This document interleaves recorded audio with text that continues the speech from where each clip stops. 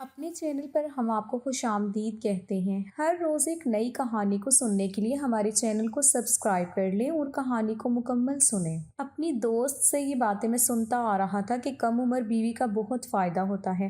ایک تو وہ بے زبان ہوتی ہے، اس کو زیادہ سمجھ بوجھ نہیں ہوتی، جس رنگ میں اسے رنگ دو اس رنگ میں رنگ جاتی ہے۔ شوہر کی فرما بردار ہوتی ہے، اس کا ذہن کچا ہوتا ہے اور وہ تھوڑی خوف زدہ بھی رہتی ہے شوہر سے۔ اس کے مقابلے میں بڑی عمر کی بیوی کے بہت نقصانات ہیں۔ وہ زیادہ سمجھدار ہوتی ہے، چھوٹے چھوٹے معاملوں کو بڑا بنا کر پیش کرتی ہے، لڑائی جھگڑا کرتی ہے۔ اپنے دوستوں کی انہی باتوں کو سن کر میں نے فیصلہ کر لیا تھا کہ میں بھی چھوٹی عمر کی لڑکی سے شادی کروں گا۔ اس لیے آج میری شادی تھی اور میری عمر 30 سال تھی اور میری دلہن کی عمر 17 سال تھی۔ سر پر صحرا سجائے بے حد خوشی کے ساتھ میں اپنے کمرے میں داخل ہوا، جہاں پر میری 17 سالہ نئی نویلی دلہن لائبہ بیٹھی ہوئی تھی۔ لائبہ بہت خوبصورت تھی۔ اس کے حسن کو دیکھ کر میں بہت حیران ہو گیا تھا اور بہت خوش بھی۔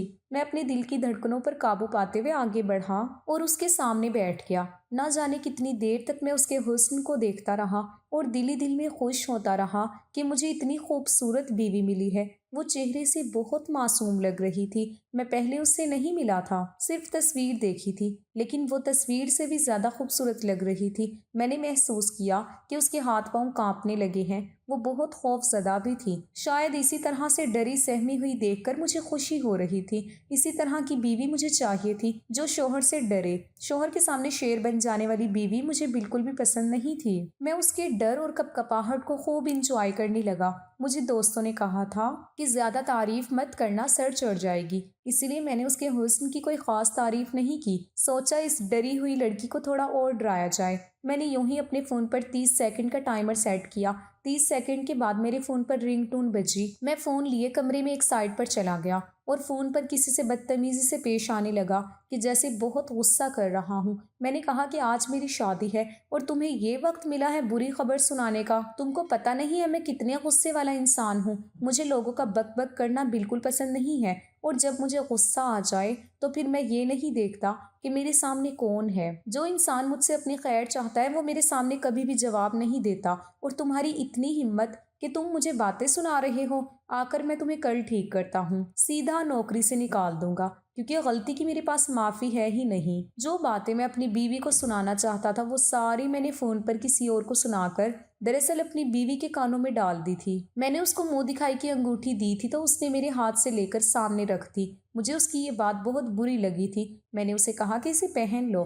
اس نے کہا کہ انگوٹھیاں اسے پسند نہیں۔ اس کی بات سن کر مجھے کافی غصہ آ گیا تھا، لیکن میں اس حسین لمحے کو غصے کی نظر نہیں کرنا چاہتا تھا۔ میں نے اس کا ہاتھ اپنے ہاتھوں میں لینا چاہا تو وہاں پر کچھ ایسا ہوا جس کی میں بالکل امید نہیں کر رہا تھا، کیونکہ یہ تو کچھ زیادہ ہی ہو گیا تھا۔ میری بیوی نے اچانک سے ایسا چہرہ بنایا کہ جیسے بہت گرمی لگ رہی ہے۔ اس نے ایک ہاتھ سے اشارہ کیا کہ جیسے وہ بہت تکلیف میں ہے، اور وہ خوف کے مارے پل میں ہی بے ہوش ہو گئی۔ اس کو بے ہوش دیکھ کر میں بہت پریشان ہو گیا کہ اب کیا کروں، کیونکہ اگر میں نے باہر جا کر سب کو بتایا کہ دلہن شادی کی پہلی رات کو ہی بے ہوش ہو گئی تھی تو سب لوگ اس بات کا کتنا غلط مطلب لیں گے اور میری کتنی بدنامی ہوگی۔ میں کسی سے نظریں ملانے کے لائق نہیں رہوں گا۔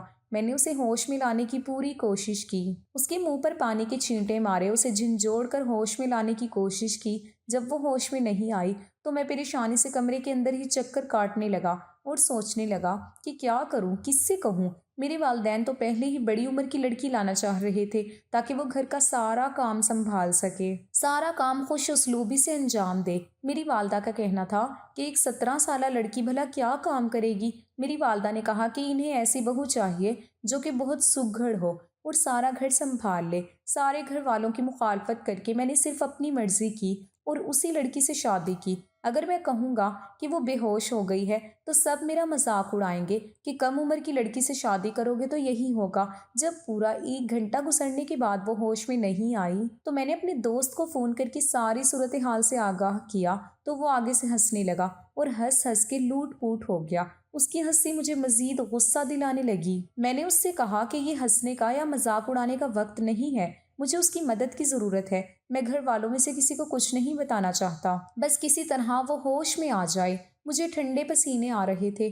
دسمبر کی سردی میں میرے دوست کی بیوی ڈاکٹر تھی، اسی لیے میں نے اسے فون کیا تھا کہ شاید کوئی مدد ہو جائے، تو اس نے کہا کہ پریشان ہونے کی ضرورت نہیں، وہ کسی بہانے سے اپنی بیوی کو میرے گھر لا رہا ہے۔ اس کی یہ بات سن کر میں مزید پریشان ہو گیا، کیونکہ شادی ختم ہو چکی تھی، مہمان اپنے گھر جا چکے تھے، گھر والے سونے کی تیاری کر رہے تھے۔ ایسے میں اس کی ڈاکٹر بیوی میرے گھر آ گئی تو کتنی خواری ہوگی۔ میں جو اس سے مدد کی درخواست کر بیٹھا تھا، ایسے لگ رہا تھا کہ یہ بات میرے گلے پڑ گئی ہے اور فائدے کی بجائے الٹا نقصان ہونے والا ہے۔ میں نے اسے صاف منع کر دیا کہ اپنی ڈاکٹر بیوی کو یہاں مت لانا، بلا وجہ میری خواری ہوگی، مجھ سے سوال و جواب ہوگا۔ اس نے کہا کہ ٹھیک ہے، پریشان ہونے کی ضرورت نہیں، وہ فون پر ہی میری اپنی بیوی سے بات کروائے گا۔ تو یہ بات مجھے سحر لگی اور میں نے اس کی ڈاکٹر بیوی سے بات کی اور اسے ہوش میں لانے کی ترکیب پوچھی۔ اس نے مجھے کہا کہ اس کے پیروں کے تلووں پر مالش کرو کیونکہ سردی ہے، اس طرح سے اسے گرمائش ملے گی اور شاید وہ ہوش میں آ جائے۔ میں یہی سب کر رہا تھا، لیکن میں بہت پریشان بھی تھا۔ میں نے یہ سب کر لیا لیکن پھر بھی اسے ہوش نہیں آ رہا تھا۔ میرا دوست پیچھے سے ہڑبڑا رہا تھا اور اس کی بیوی مجھے طریقے بتا رہی تھی۔ میں نے اچانک سے کہہ دیا کہ اس کو ہوش آ گیا ہے، آپ کا بہت بہت شکریہ، کیونکہ میں اس صورتحال سے بہت تنگ ہو رہا تھا۔ انہوں نے کہا کہ چلو ٹھیک ہے، اب سکون سے سو جاؤ۔ دراصل میری بیوی ہوش میں نہیں آئی تھی۔ مجھے سمجھ نہیں آ رہا تھا کہ میں کیا کروں، کیونکہ اتنی دیر تک بھی بے ہوش رہنا ٹھیک نہیں تھا۔ پریشانی میں ادھر ادھر چکر کاٹ رہا تھا جب میز کے کنارے پر مجھے کچھ چمکتا ہوا نظر آیا۔ میں نے دیکھا تو میرے قدموں تلے سے زمین نکل گئی، کیونکہ یہ تو نیند کی دوا تھی اور اس کی دوا کا تھوڑا سا سفید رنگ ٹیبل پر پڑے گلاس میں نظر آ رہا تھا۔ اس کا مطلب میری بیوی نے خود بے ہوشی کی دوا کھائی تھی، اور ظاہر ہے کہ یہ دوا کو اثر کرنے میں تھوڑا وقت تو لگا ہوگا۔ جتنی دیر میں اس سے باتیں کر رہا تھا اتنی دیر میں دوائی نے اثر کر دیا اور وہ بے ہوش ہو گئی، اور یہ دوائی اگر اس نے کھائی تھی تو پھر اسے کوئی بھی ہوش میں نہیں لا سکتا تھا۔ میں اپنی بیوی کو حیران ہو کر دیکھ رہا تھا کہ اس کو تو بہت معصوم ہونا چاہیے تھا، لیکن یہ معصوم نہیں تھی۔ مجھے ساری رات نیند نہ آئی کہ آخر یہ کیا ماجرا تھا جو میری بیوی نے اپنی سہاگ رات والے دن کر لیا تھا۔ کیا وہ میرے ساتھ وقت نہیں گزارنا چاہتی تھی؟ مجھے تو اس بات کی یہی سمجھ آ رہی تھی۔ صبح 4 بجے کا وقت تھا کہ دروازے پر دستک ہوئی۔ میں 15 منٹ پہلے ہی سویا تھا۔ بیٹھے بیٹھے ہی میری آنکھ لگ گئی تھی۔ میں نے باہر جا کر دیکھا تو میری امی تھیں۔ اس وقت ان کو کیا کام تھا؟ ہمارے گھر میں تو کوئی اتنی جلدی نہیں جاگتا تھا، اور آج ولیمہ بھی نہیں تھا، کیونکہ ہم نے ولیمے میں ایک دن کا وقفہ رکھا تھا تاکہ سب اچھے سے آرام کر سکیں۔ میری امی نے کہا کہ تم ابھی تک کمرے میں ہو، کیا کر رہے ہو؟ چلو یہاں سے۔ میں نے کہا کہ میری شادی ہوئی ہے، میرا کمرہ ہے، میں یہاں پر نہیں ہوں گا تو کہاں ہوں گا؟ امی نے کہا جس دن شادی ہوتی ہے اس سے اگلے دن دلہا اور دلہن زیادہ دیر کمرے میں نہیں رہتے، کمرے سے جانا ہوتا ہے، نہیں تو برا سمجھا جاتا ہے۔ میں نے کہا کہ ٹھیک ہے، چلے چلتے ہیں۔ انہوں نے کہا کہ نہیں تم جاؤ، مجھے دلہن سے کوئی کام ہے۔ میں نے کہا کہ آپ کو کیا کام ہو سکتا ہے؟ جو بھی کام ہے وہ بعد میں کر لیجیے گا، وہ سو رہی ہے۔ میں نہیں چاہتا تھا کہ میری ماں کو پتا چلے کہ میری بیوی بے ہوش ہو چکی تھی، کیونکہ انہوں نے یہی سمجھنا تھا کہ وہ میری وجہ سے بے ہوش ہوئی ہے۔ میری ماں نے کہا کہ پاگل، شادی تو نے کرا لی ہے لیکن باریک باتوں کو نہیں سمجھتا۔ اگلے دن دلہن سے ایک بات پوچھنی ہوتی ہے، میں وہی پوچھنے جا رہی ہوں۔ اپنی پسند سے لڑکی لائے ہو، خاندان کی لڑکی ہوتی تو یہ سب کرنے کی ضرورت نہیں ہوتی۔ خاندان کی لڑکیوں کو پتا ہوتا ہے کہ وہ کس طرح پلی بڑھی ہیں، کیونکہ وہ آپ کی آنکھوں کے سامنے ہوتی ہیں، لیکن خاندان سے باہر سے لڑکی لائیں، پتا تو کرنا پڑے گا نا ٹھیک بھی ہے یا نہیں۔ اتنا تو میں بچہ نہیں تھا، مجھے میری ماں کی بات سمجھ آ گئی تھی، لیکن جب وہ پہلے ہی بے ہوش ہو گئی تھی تو بھلا اس بات کی کیا تک بنتی تھی؟ میں نے اپنی ماں کو بہت سہانے لگائے کہ میرے ساتھ چلیں، میں نے کپڑے بدلنے ہیں، مجھے پتا نہیں ہے میرے کپڑے کہاں پڑے ہیں، مجھے بہت بھوک لگی ہے، مجھے ناشتہ بنا دیں۔ لیکن یہ سارے بہانے میری ماں کو شک میں مبتلا کر گئے۔ میری ماں نے مجھے ایک طرف دھکا دیا اور اندر چلی گئی۔ اب میں کمرے کے باہر ایسے کھڑا تھا جیسے آپریشن تھیٹر کے باہر بندہ کھڑا ہوتا ہے اور اسے پتا ہوتا ہے کہ کوئی بری خبر ملنے والی ہے۔ تھوڑی دیر بعد میری اماں باہر آئیں تو مجھے حیران ہو کر دیکھنے لگی اور اچانک سے میرے کندھے پر تھپکی دے کر کہا، مبارک ہو، تمہاری بیوی ٹھیک ہے۔ میری قدموں تلے سے زمین نکل گئی کہ بھلا امی کو یہ سب کیسے پتا چل گیا۔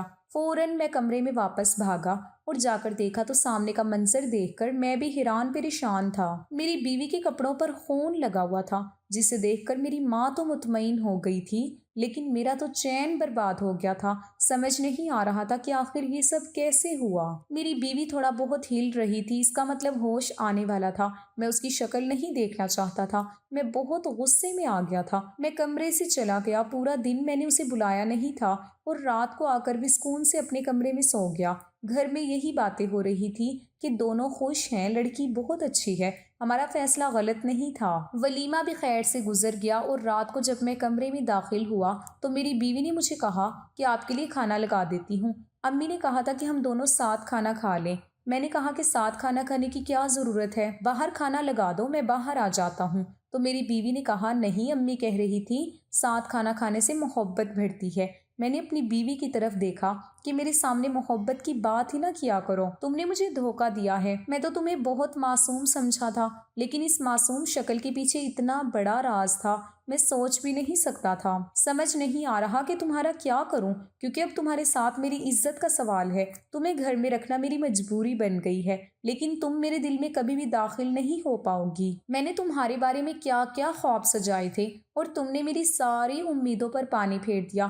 ہمارے بیچ تو کچھ بھی نہیں ہوا، پھر وہ ثبوت گھر والوں کو دکھا کر سب کی نظروں میں اچھی کیسے بن گئی؟ کیسے دکھایا تم نے وہ ثبوت سب کو؟ کیا ماجرا تھا اس کے پیچھے؟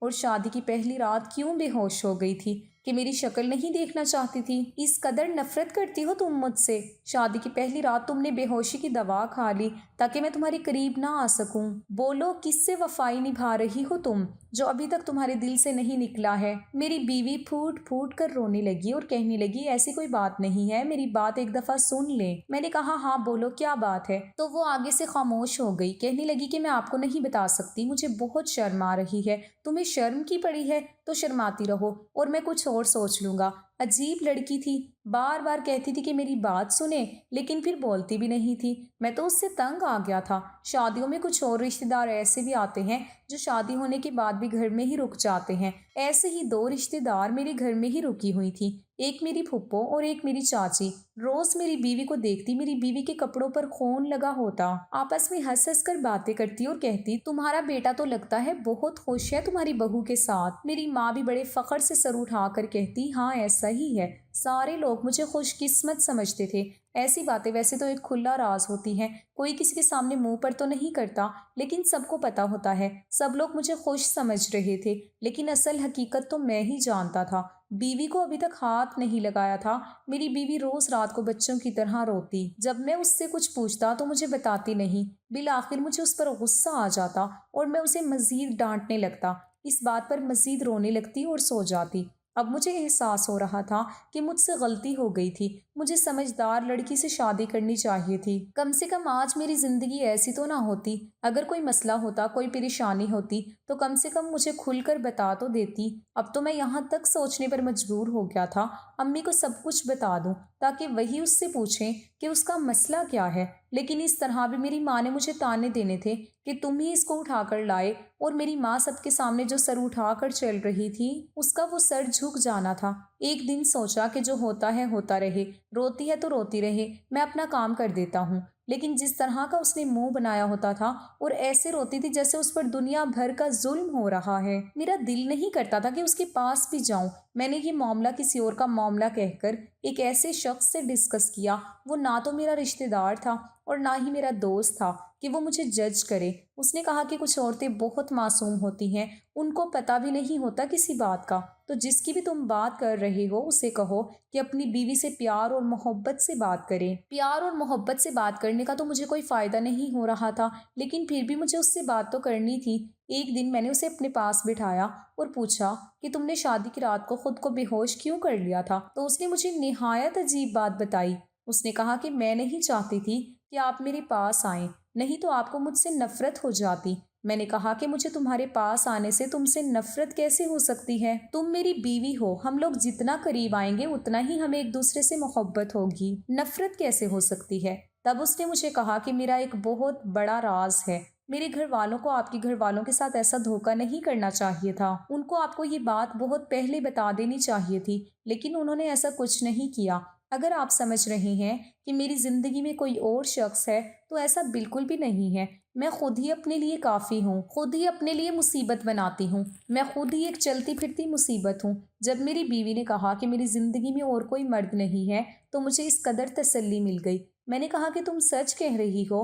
اس نے کہا کہ ہاں ایسا ہی ہے، بلکہ مجھے تو شادی نہیں کرنی چاہیے تھی، لیکن اب اس کی باتیں مزید الجھا رہی تھی۔ میں نے کہا کہ دیکھو تمہارے ساتھ جو بھی مسئلہ ہے صاف صاف ایک ہی سانس میں مجھے سب کچھ بتا دو۔ میں تمہارا شوہر ہوں، میں وعدہ کرتا ہوں کہ میں تمہارا ساتھ دینے کی پوری کوشش کروں گا، میں ہر طرح سے تمہاری مدد کرنے کی کوشش کروں گا، بس مجھے مزید پریشان نہیں کرو۔ میں بہت پریشان ہوں، تم مجھے بہت اچھی لگتی ہو، میں تمہارے ساتھ زندگی گزارنا چاہتا ہوں، تم بہت خوبصورت ہو، تم بالکل ویسی ہو جیسا میں نے سوچا تھا کہ میری ہمسفر کو ہونا چاہیے۔ میری ان باتوں نے اس کو بھی مطمئن کر دیا اور پھر اس نے مجھے ایک ایسی بات بتائی کہ میرے قدموں تلے سے زمین نکل گئی۔ اس نے کہا کہ مجھے ایک ایسی بیماری ہے جو اکثر عورتوں کو ہوتی ہے اور ڈاکٹر نے پہلے ہی کہہ دیا تھا کہ اس بیماری کے رہتے ہوئے میں شادی شدہ زندگی کے لیے مناسب نہیں ہوں اور نہ ہی میری اولاد ہوگی، لیکن میرے ماں باپ نے لالچ میں آ کر اور مجھے اپنے سر سے اتارنے کی خاطر آپ سے میری شادی کروا دی۔ میری بیوی بیمار تھی اور اسے ایک بہت ہی خطرناک بیماری تھی، ایسی بیماری جو مجھے نہیں لگ سکتی تھی، لیکن اس کے لیے وہ بہت خطرناک تھی۔ لیکن پھر بھی یہ بات سن کر مجھے بہت تسلی ملی، کیونکہ جو باتیں میں سوچ رہا تھا وہ بالکل بھی نہیں تھی۔ میں اگلے دن اپنی بیوی کو ڈاکٹر کے پاس لے گیا۔ ڈاکٹر نے بھی یہی کہا کہ ہاں یہ بیماری ہے اور اس کا علاج کافی طویل اور مہنگا ہوتا ہے، لیکن علاج ہو جاتا ہے۔ ڈاکٹر نے یہ بھی کہا کہ اس بیماری کے رہتے اکثر عورتیں ماں نہیں بن سکتی، لیکن ایسی بات نہیں کہ بالکل ماں نہیں بن سکتی، کچھ عورتیں اس بیماری کے ساتھ بھی ماں بن جاتی ہیں۔ یہ ہمارے معاشرے کی ایک کمی ہے کہ یہاں پر ایسی بیماریوں کے بارے میں نہ تو بات کی جاتی ہے، نہ ہی علاج کے بارے میں کسی کو پتا ہے، بس عورت کو برا کہتے ہیں۔ کسی میں کوئی خرابی ہے تبھی اس کے ساتھ یہ ہو رہا ہے، تبھی تو آپ کی بیوی اتنا ڈری ہوئی تھی۔ ڈاکٹر نے مجھے یہ بھی کہا کہ جب تک عورت کسی ایسی بیماری میں ہوتی ہے تو وہ نفسیاتی طور پر بھی بہت ڈسٹرب ہوتی ہے۔ آپ اپنی بیوی کا بہت زیادہ خیال رکھیں، اسے بتائیں کہ یہ سب کچھ نارمل ہے، صرف اس کے ساتھ نہیں ہو رہا ہے، دنیا میں بہت سی عورتوں کے ساتھ ہوتا ہے۔ میں نے ڈاکٹر سے کہا کہ میں اپنی بیوی کا بہت خیال رکھوں گا، کیونکہ وہی میری ہمسفر تھی اور اس نے کوئی غلطی نہیں کی تھی، وہ بہت اچھی لڑکی تھی۔ میں نے اپنی بیوی کو بھی تسلی دی اور کہا کہ وہ یہ بات کسی اور کو نہیں بتائے، ہم کسی نہ کسی بہانے سے ڈاکٹر کے پاس جایا کریں گے اور تم دوائی وقت پر کھانا، جتنا بھی خرچہ آئے گا میں کروں گا، کیونکہ میرے لیے تم اہم ہو، بس تم یہ بات کسی کو بھی نہ بتانا۔ میری بیوی بہت خوش ہوئی اور پہلی دفعہ گلے لگ کر رو پڑی۔ مجھے احساس ہوا کہ وہ میری ذمہ داری ہے اور میں نے اس کا بہت خیال رکھنا ہے۔ میں نے اپنی بیوی کا علاج شروع کروایا اور ساتھ اس کا بہت خیال رکھا۔ اس کی بیماری میں کمی آنے لگی اور اس بیماری کے رہتے ہمیں یہ پتہ چلا کہ وہ امید سے ہے۔ اس کے لیے 9 ماہ بہت مشکل تھے۔ ہم لوگوں نے بہت سی چیزوں پر ایک دوسرے کا ساتھ دیا، مجھے اس کا ضرورت سے زیادہ خیال رکھنا پڑا، لیکن میں نے یہ سب کچھ کیا اور پھر اللہ نے ہمیں ایک پیاری سی بیٹی سے بھی نوازا۔ میری بیوی کی بیماری ختم ہو گئی۔ آخر میں یہی کہوں گا کہ ہر بار غلطی عورت کی نہیں ہوتی، کبھی کبھی عورت غلطی میں نہیں ایک مسئلے میں پھنسی ہوتی ہے اور اس کو مدد کی ضرورت ہوتی ہے، اور ایک عورت کا محافظ مرد ہے۔ اسے اسی لیے بنایا گیا ہے کہ مرد اس کا ہر معاملے میں خیال رکھے اور اس کی مدد کرے۔